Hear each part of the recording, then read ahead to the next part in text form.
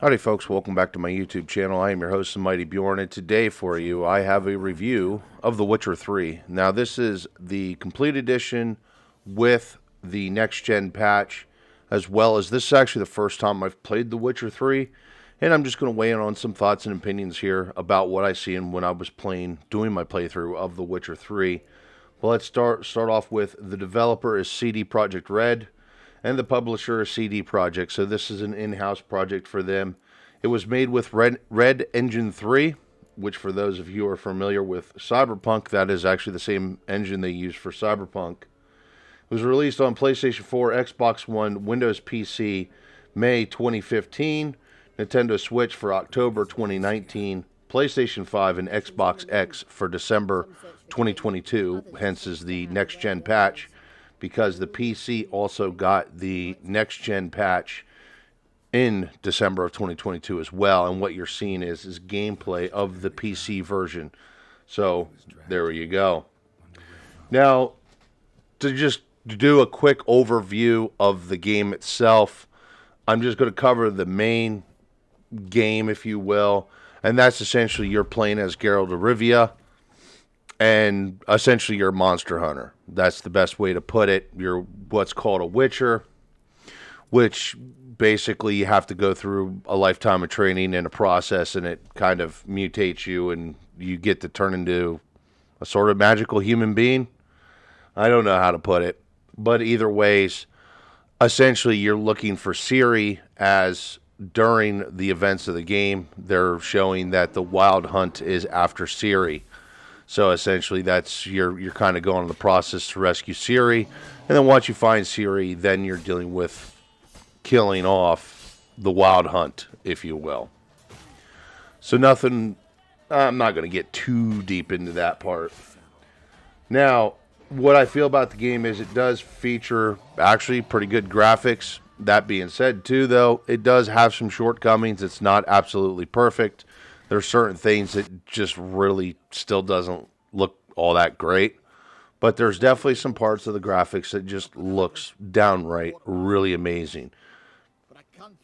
The music is pretty good. Very good sounds in general. I love how the sword sounds, and the way the steel clashes and things of that nature. It all just sounds really good. So the sounds are pretty immersive. I love the atmosphere. The atmosphere feels warlike and loved in, which understand during the events of the game, outside of the Wild Hunt, the continent is at war. So, yeah, that kind of helps add to the atmosphere. The horse riding in general terms is fairly good. Now, I have to say, for this game, there is a lot of mods. I mean, one of the mods I'm running makes Geralt of Rivia looks like Henry Cavill. Now, I also downloaded another mod that also adds the lore-friendly scars. There's a bunch of different mods. Some are just recolorizations of different armors I have and recolorizations of the monsters in the game.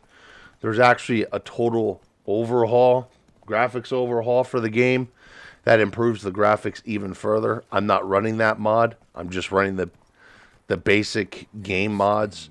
There's sound mods. There's all kinds of different mods. So there's literally lots to check out there. I wouldn't say there's as much as Skyrim, but there's definitely quite a bit. The characters in general terms are pretty interesting. I found all the characters that essentially Geralt actually encounters on the regular pretty interesting. And they're all kind of different. The voice acting also is pretty primo for all the characters. Now, there's a wide variety of enemies, I have to say. It kind of feels like they just opened up a Dungeons & Dragons monster manual and just went full ham. Now, I understand that the Witcher games are based on a book. Admittedly speaking, I never did read the book, so I don't know what the monsters are like in the book. I'm sure that's probably the case in the book as well, is that there's a wide variety of monsters.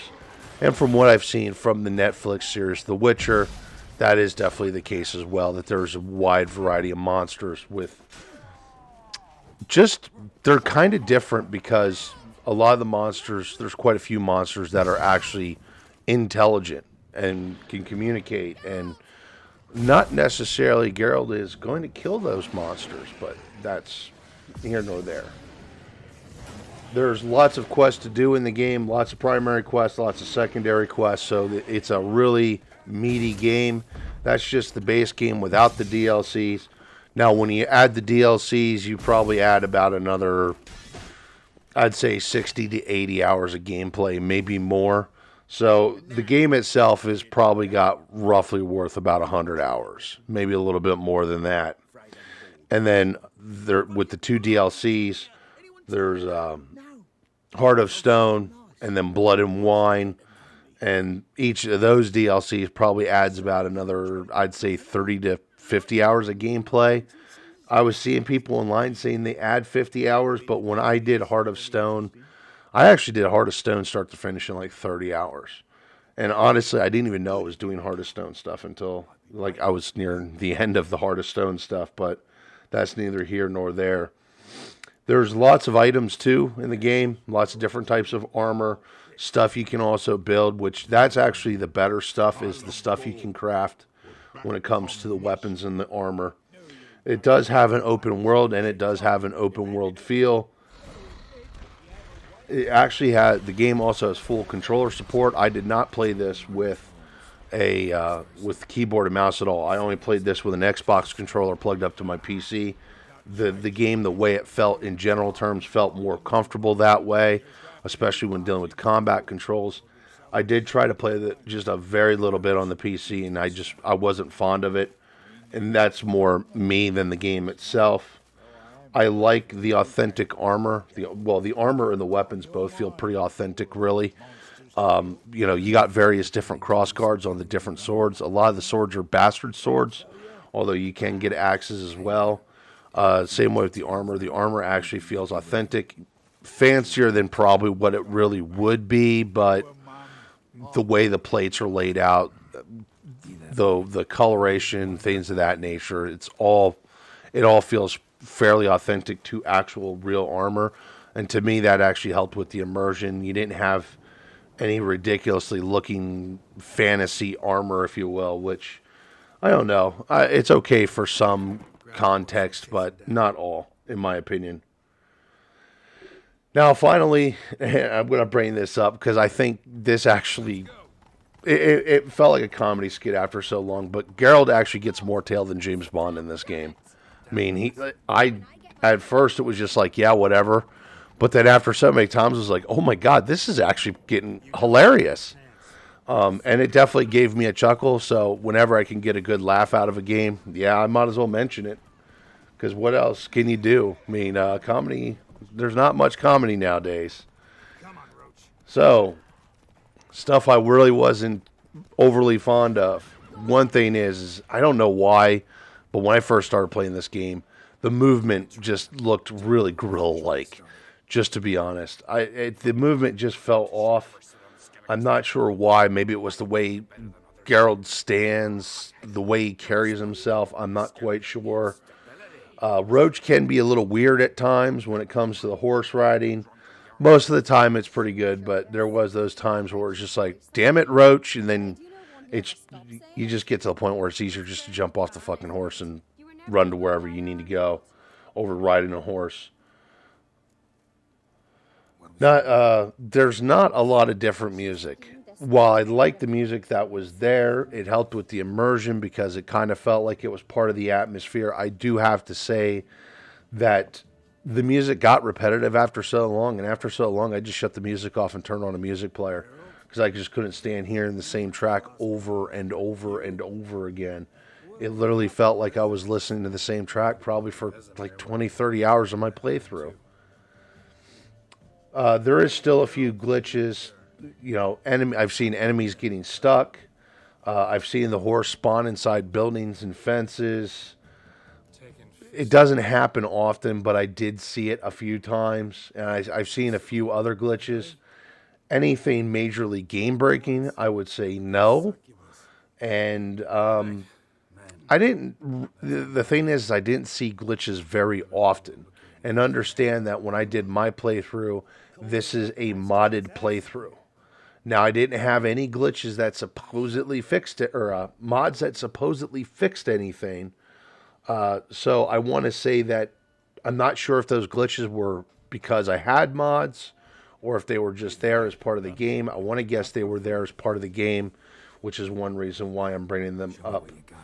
The combat can feel clunky, but what that really is not actually the combat. The combat is very fluent and feels pretty good. It's the camera angle. Once you get used to the camera angle, it's not bad. But the camera angle at times when you're fighting can make the combat feel really clunky. The next thing is there's no pole arms, great axes, or swords. Now, Geralt uses primarily, when I did my playthrough, Geralt was pretty much using bastard swords most of the time, which is a hand and a half sword.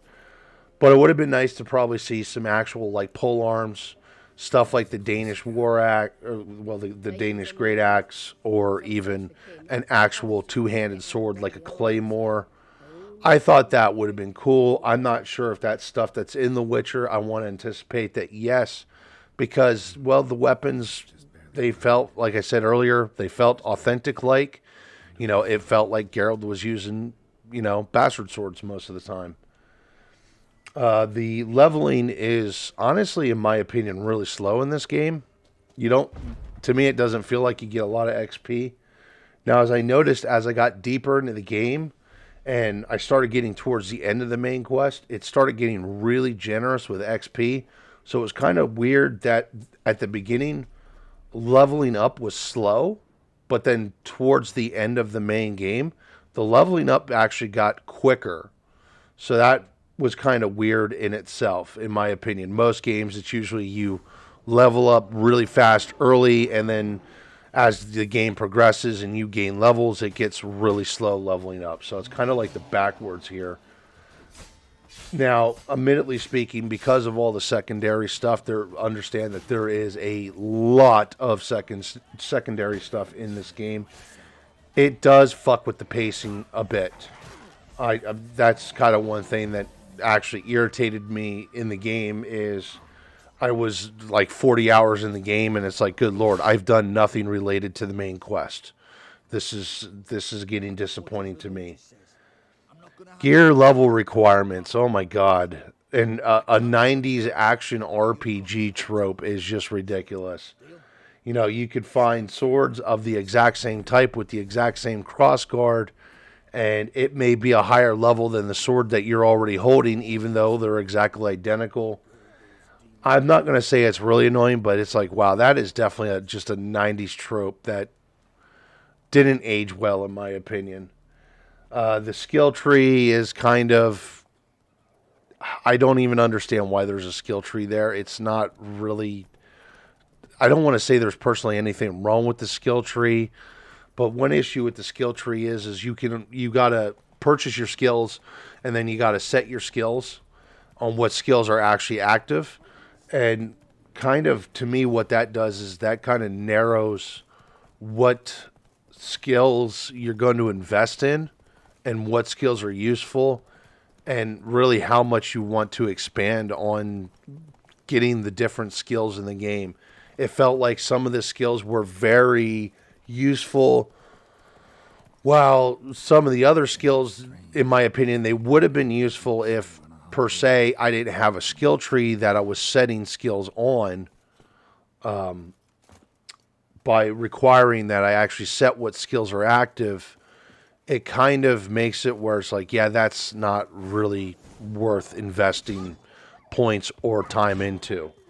It's kind of what it felt like to me. So the skill tree feels weird in this game. It's okay overall. I mean, it does work in the confines of the game, and in general terms, it's fine. It's just, I think it could have been done better. Now, with that being said, The Witcher is $40. Now, to get the complete edition is $50. I just, at this point, I just recommend, if you're going to get The Witcher 3 now, just invest and get the complete edition at $50, because it comes with Blood and Wine, which I did check out a little bit of Blood and Wine. I cannot admit I played through all of Blood and Wine because I just didn't have the time. Now, Blood and Wine is a DLC that's meant to be played after the main game, so that's kind of how I played it. And then there's also Heart of Stone, which I'm not quite sure when you're supposed to start playing Heart of Stone, but I played it before I finished the game. I did a playthrough of it, and I really quite enjoyed Heart of Stone. Heart of Stone is very heavily story bound, and essentially it has to do with a trickster and a guy that the trickster had tricked, if you will. And essentially, Geralt, the way I did my playthrough is Geralt ended up tricking the trickster, which was really interesting. Blood and Wine, I can't quote too much of because I didn't really do a deep dive into Blood and Wine. I just know it's got to do with Yennefer's sister, which is a duchess, or maybe she's a princess. I think she's a duchess. And basically, you're solving a murder mystery. That's all I can really tell you about Blood and Wine. But what I seen of Blood and Wine, understand I got maybe a half an hour or so into it. It did look like it was going to shape up to be pretty interesting. So I think Blood and Wine's probably a pretty good DLC as well. I just can't really heavily quote on that. But either way, folks, this is what I have to say is overall, I did enjoy The Witcher. I think it's actually really worth it. If you don't already have it, you should go out and get it. It is fun to play. Is it the best game ever made? No. The whole Steam thing saying it's like a 10 out of 10 and IGN saying it's like a 9.5 out of 10. That's bullshit. But yeah, it's still a good game. I think it's still good. And when it comes down to between this or Cyberpunk 2077, understand I have both games. I think this is definitely the better game. It's a lot more fun. It's more immersive, things of that nature. Anyway, folks, that's going to wrap up my review of The Witcher 3 Complete Edition. Hopefully you all enjoyed it. Thank you very much for tuning in, and have yourself a wonderful day.